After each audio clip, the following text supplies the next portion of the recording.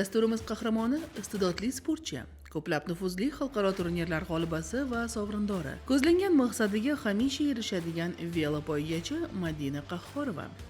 Tabiatdan quvnoq va shaddod Madina bolaligidan qiziquvchanligi bilan ajralib turar. Shu sabab ham turli xil sport seksiyalariga borib, o'z imkoniyatlarini sinab ko'rgan. Oilada 4 farzandning 3-chisi bo'lgan qahramonimiz boshqa farzandlardan ko'ra erkatoyroq bo'lgan, deydi uning volidasi.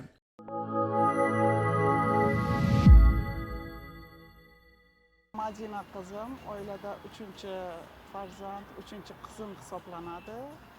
Madina qizim yoshligidan harakatchan, sportga ishtiyoqi baland qiz bo'lib yetishdi.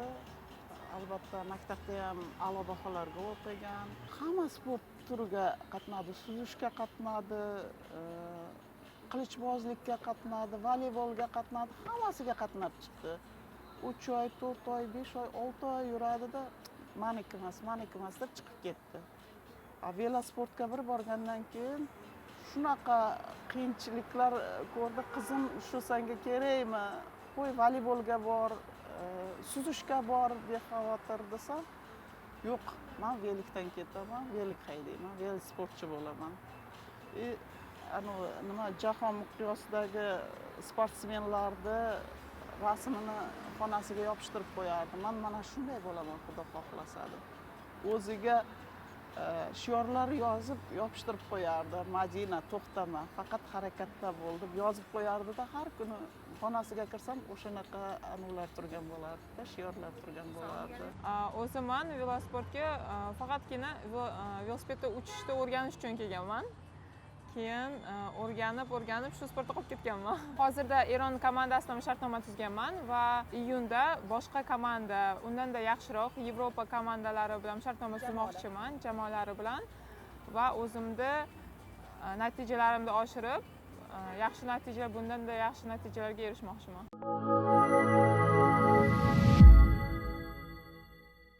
Juda sho'x, harakatchan chiqdi.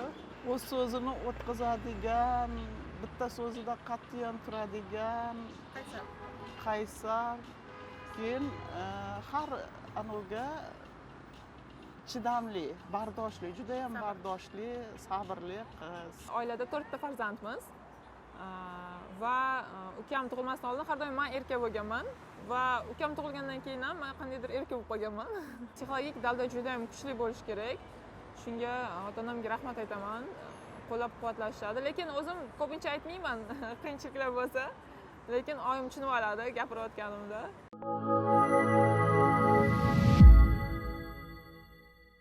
Voy, yo'q, eslolmayman. Ketma-ket medallar, yutuqlarga erishdi, eslolmayman. Ular ko'p. Juda ham ko'p. Allohga shukr, juda ham ko'p medallari, yutuqlari, chet ellarda, o'zimizda juda ko'p.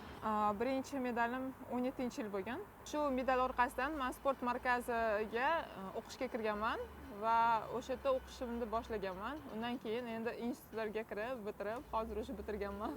Velosport juda qiziqarli va foydali sport turi. Deyarli har bir kichkina bola velosipedda uchib, sog'lig'ini mustahkamlagan. 8 yil avval Madina ham shu sabab velosport bilan shug'ullanishni boshlagan. Ammo bu sport turini u shunchaki salomatligi uchun emas, katta natijalarga erishish uchun tanladi.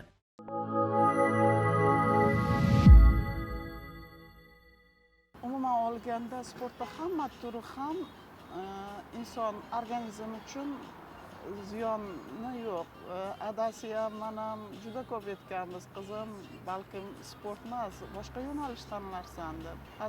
Oyi, shunday to'g'ri ketayotgan odam ham nima bo'lishini bilmaydi. Sportda yo'qotish, sportda jarohat, u mana bu hayotdagidan ko'ra kamroq deb o'zinikini aniq qilar edi. Adalari ham boshidan qo'llab-quvvatlaganlar.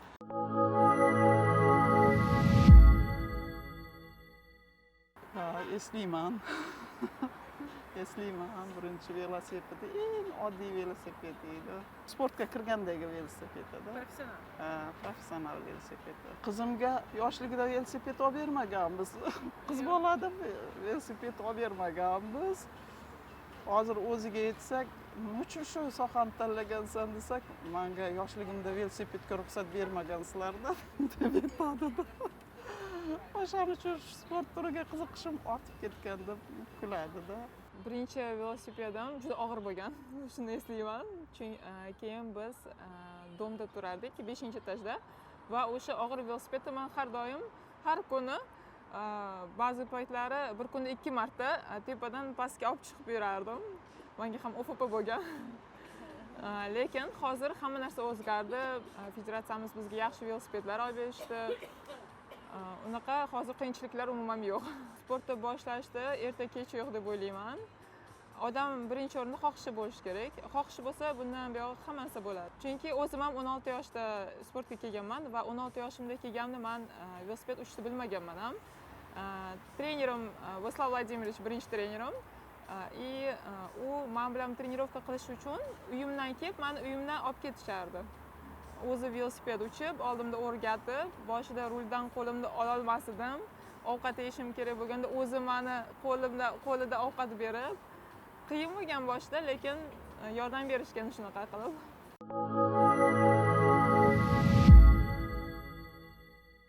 Hamisha bog'lanib turamiz murabbiylari bilan.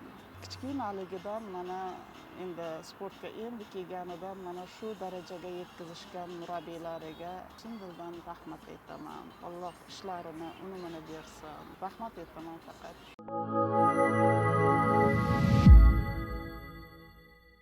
Jamoamizda hamma qizlar bir-bilan yaxshi gaplashadi. Agar bir-birimiz bilan inoq bo'lmaganimizda biz albatta jamoaviy ishni qila olmagan bo'lardik. Hamma o'zini o'ylagan bo'lardi. Yo'q, bizning komandamiz juda aql. O'shaning uchun ham biz shunaqa yutuqlarga erishmoqdamiz.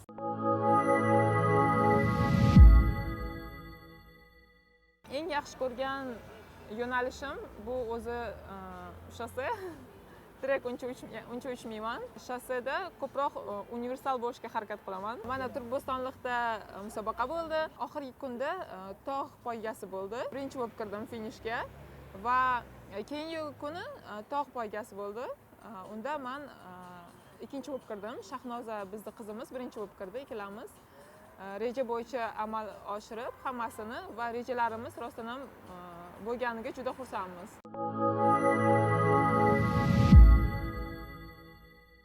Mashg'ulotlar bo'yicha o'zimda fitofobiya bor. Mashg'ulotlarda har doim menga yetmayapti, bundan-da ko'p kerak menga deb o'ylayman. Dam olish kunlari ham agar trenirovkaga chiqmasam, boshqa qizlar chiqyapti, ular kuchayib ketyapti. Men ham chiqishim kerak, men qolib ketyapman, kimdandir deb qo'rquvim bor. Buni sekin-sekin yo'q qilishga harakat qilaman. Va eng uzoq masofam bu menimcha 200 kilometr bo'lgan. Bu yil bo'ldi. Bizda shunaqa vaqt bo'ladi. Umumiy jismoniy mashqlar qilamiz va undan keyin velosipedga o'tiramiz. Velosipedga o'tirganimizdan keyin biz qaysidir jarayonda necha ming kilometr oyog'imizda bo'lishi kerak. O'shandan keyingina qanaqadir mashg'ulotlar qilishimiz mumkin. O'sha kunlarda eng katta masofam 200 kilometr bo'lgan. Bizning bazamiz o'zi TTZda. O'sha yerdan chiqib biz Rohat tarafdan Olmaliq tarafga o'tganmiz. Olmaliqdan qayrilib, keyin Chimyon tarafga borganmiz va qaytib kelganmiz. Ana shunday masofada nimalarni o'ylaysiz? Juda ko'p ovqat yeymiz. Har yarim soatda ovqat yeymiz. Bu masofamiz 6 soat o'shanga qarab bo'lgan va har yarim soat bizga kelib ovqatlar ta'minlab berishgan trenerlarimiz. Ko'rgan odam bular to'ymasa kerak deb o'ylashsa kerak. Energiya shundan olinadi, uglevodlar o'shanga qarab shunaqa. Agar har yarim soat yoki kam ovqatlansangiz, energiya kam yetib keladi va oxiriga prosta uchingiz ham kelmay qoladi. O'shanga qarab ko'p ovqat yeymiz. Uchayotganimizda har doim oldimizda odam bo'ladi. Ko'pincha biz o'sha odam bilan gaplashib ketamiz hammamiz, parada turgan odam bilan. ko'pincha gaplashib ketamiz, agar gaplashmasak zerikamiz. O'zbekiston ayollar terma jamoasi uchun o'tgan mavsum juda muvaffaqiyatli bo'ldi. Sportchilarimiz jahonning eng nufuzli bellashuvlarida ishtirok etishga muvaffaq bo'lishdi. Kartochka bor, World Tour degan. Faqatgina 14 ta komanda shu kartani yutib olishi mumkin va o'sha kartani biz yutib olganmiz. Har bir qizni ochkosi yig'iladi. O'sha ochkolar yetgani sababli biz World Tour kartasini yutib olganmiz va bizda eng nufuzli musobaqalarda uchishga imkoniyat berilgan shu karta bilan birga va biz o'tgan yili Tour de France, Giro d'Italia o'shanaqa kabi eng nufuzli musobaqalarda uchganmiz o'zimiz trenerlar bilan va biz o'shanda haqiqiy velosport qanaqaligini bilganmiz va juda ham taassurotlar kuchli bo'lgan va o'sha bizga katta motivatsiya bo'ldi. Biz o'sha yerda uchdik. Men o'tgan yili Giro d'Italiada yaxshi natijalar ko'rsatishni boshladim va 6-etapda texnik nosozliklari bo'lgani sababli yiqilib tushdim va o'shandan keyin imkoniyat bo'lmadi keyingi etapga chiqishga. O'shanda men tushundim. Hozir shu narsa qo'limdan keldi. Demak, ozgina vaqt kerak, motivatsiya, kuch hammasini to'plab bo'lgandan keyin biz o'sha narsani qila olamiz. Agar biz hozir shuncha uchdikmi, shuncha narsani hozir qila oldikmi, demak bundan keyin bundanda yaxshi natijalarga erisha olamiz deb o'zimizga va'da berdik. Tour de France haqida, Tour de France bu eng kuchli, nufuzli musobaqa hisoblanadi va eng kuchli sportsmenlar aynan shu musobaqaga tayyorlanishadi. 1 yil davomida o'shandan oldingi musobaqalar ham o'sha musobaqa uchun tayyorgarlik bo'lib, eng kuchlilar kelishadi va biz o'sha musobaqaga tushib qolganimizda bizda juda ham katta motivatsiya bo'lib ketgan.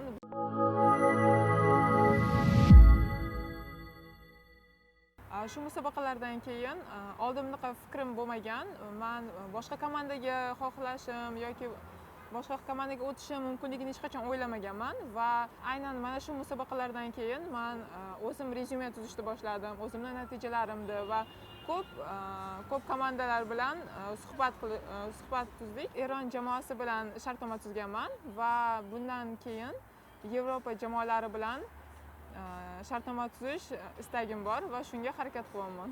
Parij Olimpiadasi doirasida 4 nafar velosportchimiz ishtirok etishgan edi. Ulardan 3 nafari ayol sportchilarimiz bo'lib, shasse yo'nalishida o'z imkoniyatlarini nufuzli bellashuvlar doirasida sinovdan o'tkazishdi. Madinani ham orzusi bor. Los-Anjeles Olimpiadasi doirasida yurtimiz sharafini munosib himoya qilishdir. Yaratilayotgan sharoitlardan unumli foydalangan holda qahramonimiz oldidagi maqsadi sari shahdam qadam tashlamoqda. Biz shunaqa o'rinlar olganimizga birinchi o'rinda bizni jamoamiz yordam berdi. Bizda mexaniklar bor. Bizni ishimiz musobaqa uchib kelamiz va undan keyin bizni ishimiz faqatgina keyingi musobaqaga tayyorlanish. Jismonan va ruhan tayyorlanishimiz kerak. Bizni ishimiz faqat shundan iborat va bundan keyin mexaniklarimiz kechqurun uxlamasdan chiqib velosipedlarimizni tuzatishadi, qarashadi. Chunki texnik muammolar ko'pincha bo'ladi. Mana shu ikkita musobaqada oxirgi menda juda ko'p texnik muammolar bo'ldi. Shunga qaramasdan biz yaxshi natijalarga erishdik, chunki bizning mexaniklarimiz shunaqa narsalarga tayyor bo'lib turishdi va qo'shimcha velosipedlar o'zi bilan shunaqa texnik muammolar uchun tayyorlab qo'yishgan edi va ularga juda ham katta rahmat aytib qolaman. Sportchilarning hayot tarzi shunaqa. Ular umrining aksariyat vaqtini musobaqa yoki o'quv mashg'ulot yig'inlarida ishtirok etib, xorijda o'tkazishadi. Yaqinlari ham shunday tartibga yillar davomida moslashib olishsa-da, ularda sog'inch hissi har doim bo'ladi.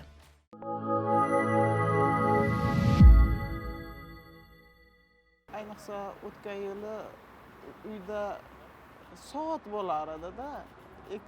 4 soat, 5 soat bo'lib, yana keyingi navbatdagisiga o'chib ketar edi.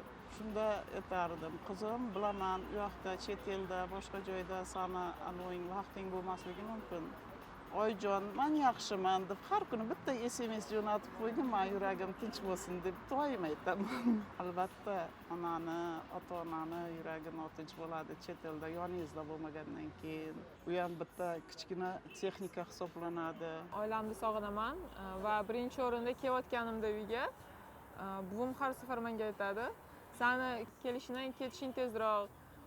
Shunaqa deb aytishadi. Qachon uyda bo'lasan, qachon chiqib ketmaysan deb lekin tushunishadi bu menga kerak hozirda va har doim aloqada bo'lib turaman.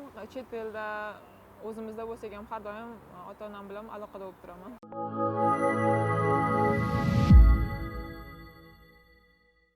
Oyimlarni juda ham taomini yaxshi ko'raman. Ko'pincha buvim menga sho'rva qilib berishadi.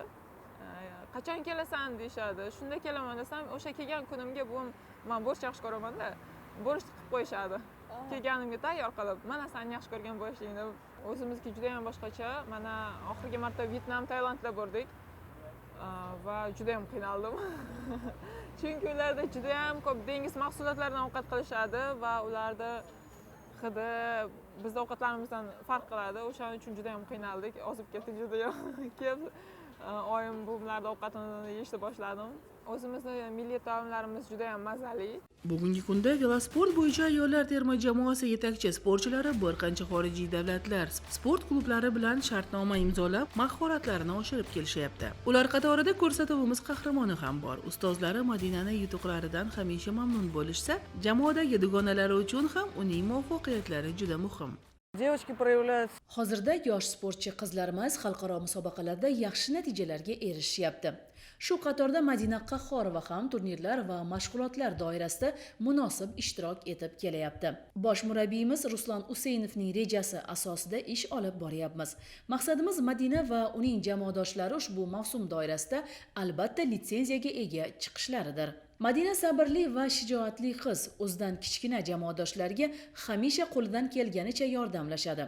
Shahnoza Abdullayeva bilan birga Madina Qahhorova yangi tarkibdagi yosh velosportchilar jamoasini birlashtirib, hozirda yuqori ko'rsatkichlarni qayd etishyapti. Madina o'z ishining ustasi, undan umidlarimiz katta. Madina bilan 6-7 yildan beri tanishmiz. Shuncha yildan beri birga mashg'ulotlarda, musobaqalarda qatnashamiz. Madina salkam men bilan bir xil yoshda, tengdoshmiz.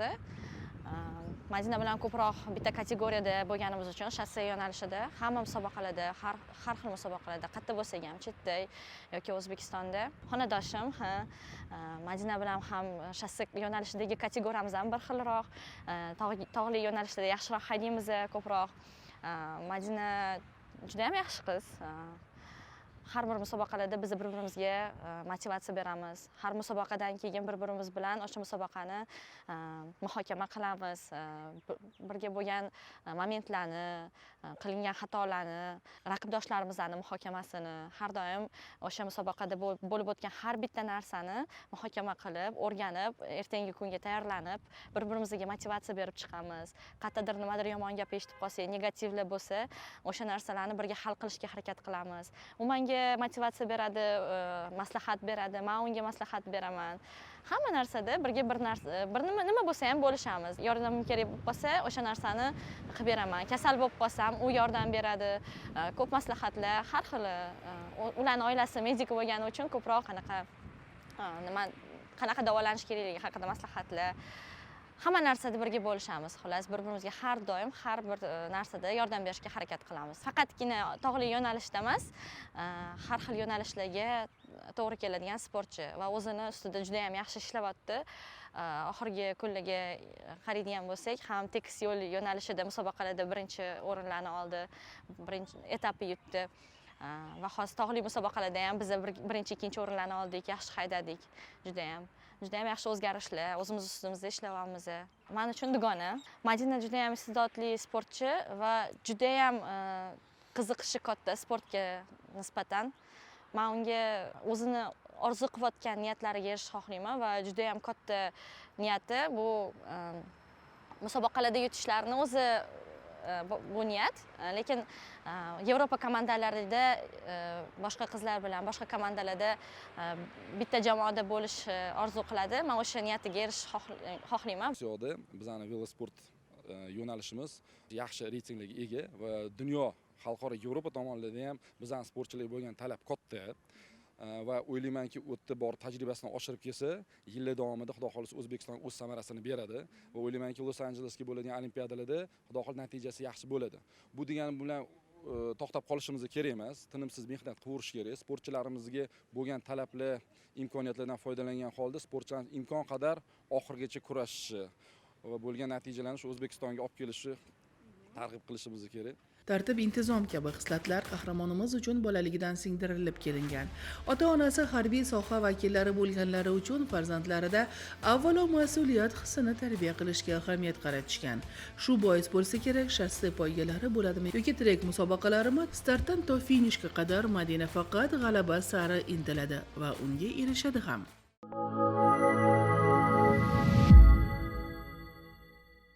Ta'riflashga til ojiz, juda mashaqqatlar yotadi. Mana shu chet eldan uchib kelganda ham 1-2 soat uyda bo'ladi-da, men bitta trenirovka qilib kelay deb veligini minib chiqib ketadi.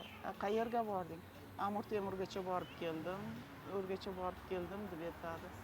Bo'sh vaqti yo'q. Uyda bo'sh kunlari ham, mana bu yomg'ir, sochin kunlari ham stanok aylantiradi. Doim mehnatda. Aytishadi-ku, 99% mehnat, 1% omad. Biz o'sha omadini Allohdan so'raymiz, oilaviy bo'lib.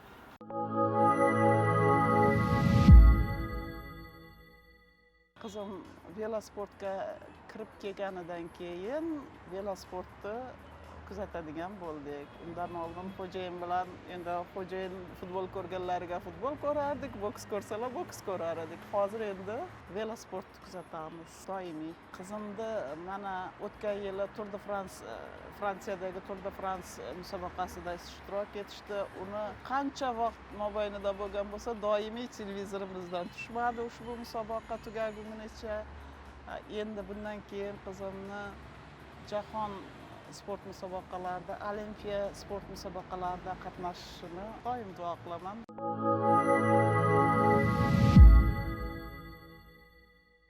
Menda odat bor, har doim musobaqadan oldin, ertalab qarada ko'pincha ertalab bo'ladi musobaqamiz. Oyimga ertalab telefon qilamanda, oyim men musobaqaga chiqib ketyapman degan. Oyim o'zlari o'rgatib qo'ygan shu narsaga. Har doim menga telefon qilgan deydilar. Chiqib ketayotganingda musobaqa edi. Chiqib ketayotganimda keyin oyimga telefon qilaman, men chiqib ketyapman desam, duo qiladilar. Duoni olib keyin chiqib ketaman. Bu menga qanaqadir o'sha an'ana bo'lib qolgan. Agar shu narsani qilmasam, nimadir kam tuyuladi menga. O'shaning uchun harakat qilaman. Chet elda bir paytlari bo'lsak, vaqtlarimiz har xil bo'ladi. Vaqtimiz to'g'ri kelmasligi mumkin. Shunga qaramasdan oyimda kechqurun bo'lsa ham telefon qilib, "Oyim, men chiqib ketaman, turing" deymanki. Oyim duo qiladilar. "Bo'pti, yaxshi bor" dedilar, keyin yana yotadilar. Adalari ham uyda buvijonisi bor. Doim o'tirganimizda ovqatlanib bo'lganimizdan keyin chet elda yurganida ham buvlari duo qiladilar. Navaramni, Madina qizimni yuzini yorug' qilgin Allohim. Eson-omon yorug' yuz bilan bag'rimizga qaytsin deb duo qiladilar. Biz o'sha duoni qo'llab-quvvatlaymiz doim.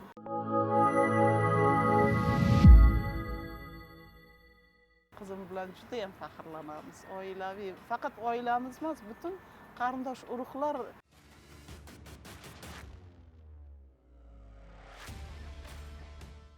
qarindosh urug'lar faxrlanishadi. Madina Qahhorova o'sha ismi chiqdi deb hammasi telefon qilishadi. Ammalari, xolalari, tog'alari hammaligi Madina chiqdi. Madina shunaqa ko'rsatkichlarga erishibdi deb ular ham biz bilan birgalikda suyunch olishadi. Juda ham faxrlanaman qizim.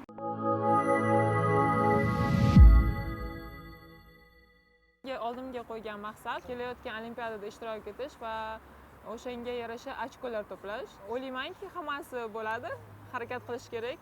Sekinma-sekin hammasiga yetib boramiz deb o'ylayman. Albatta, katta marralarni zabt etib, yirik musobaqalarda muvaffaqiyatli ishtirok etish uchun Madina Qahhorovaning salohiyati, imkoniyatlari va hamisha qo'llab-quvvatlaydigan yaqinlari, jamoasi va yoshlarimiz uchun yaratilayotgan keraklicha sharoitlar ham bor. Demak, to'xtama, Madina.